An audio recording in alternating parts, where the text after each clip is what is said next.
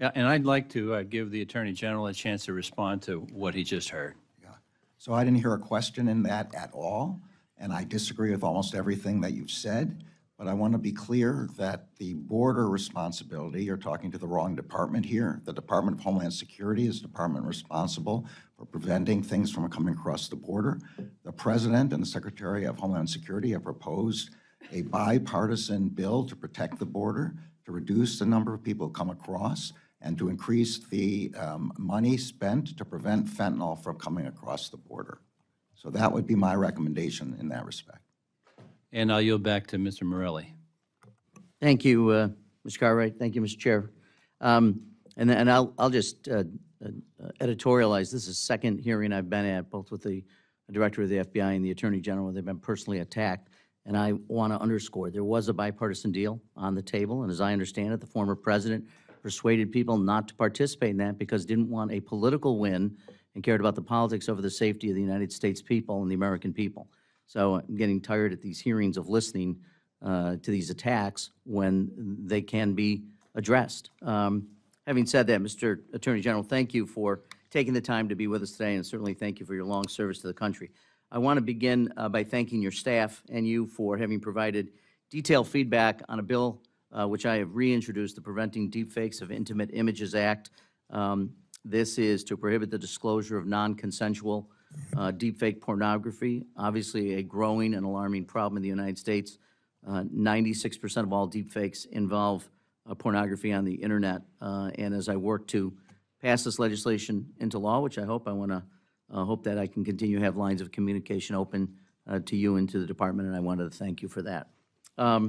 If I can, sir, there's obviously been a lot of public reporting on the release of the Special Counsel Robert Hur's report back in February of this year. I'm certainly not asking you to comment on the substance of the report, which has been talked about publicly, but as a member of the President's cabinet, someone who has regular contact with the President, would you like to comment on President Biden's fitness generally? Well, look, I'm start by thanking you for recognizing that I can't comment and won't comment about the Special Counsel's report at all. But if you're asking me about my own observations as a member of the National Security Council and a member of the President's cabinet, I have complete confidence in the President.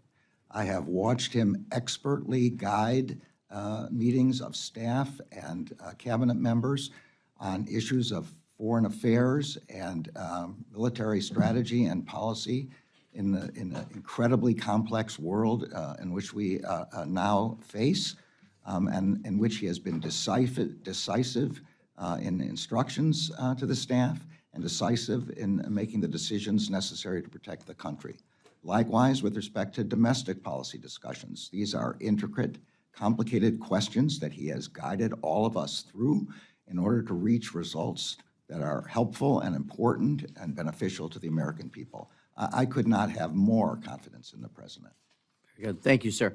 I have a number of questions which I may submit in writing, but one thing I did want to get some additional comment. You mentioned in your testimony. In addition to my role as an appropriator, I'm proud to serve as the ranking Democrat on the Committee on House Administration, which has jurisdiction over federal election reforms. In July of 21, the Department of Justice launched a task force to address the rise in threats against election workers and election officials. In addition to threats of violence and intimidation, our country's election workers face new and unique pressures driven by the rapid spread of misinformation by extremists. With less than 8 months before the general election, can you provide an update on the activities of the task force and the department's plans to ensure the election workers are protected from threats? Yes, thank you. As I said in my opening remarks, I think the threats to election workers, particularly the volunteer election workers, but obviously also the secretaries of state and the appointed administrators, this is a real threat to our democracy to have the people who are running our elections afraid to continue their work. And so we have, I have personally spoken to all of our United States attorneys by video and in addition in person during our conferences. The FBI has agents devoted to this issue, and we have this task force that you're talking about. We have prosecuted more than around 20 cases now, many of which have yielded significant sentences, and we have investigated many, many more and disrupted other kinds of threats. So we are completely seized with the importance of preventing, deterring, disrupting threats against our election workers. Very good. Thank you, sir. Mr. Chair, I yield back. Mr. Clyde? Thank you, Chairman Rogers. Attorney General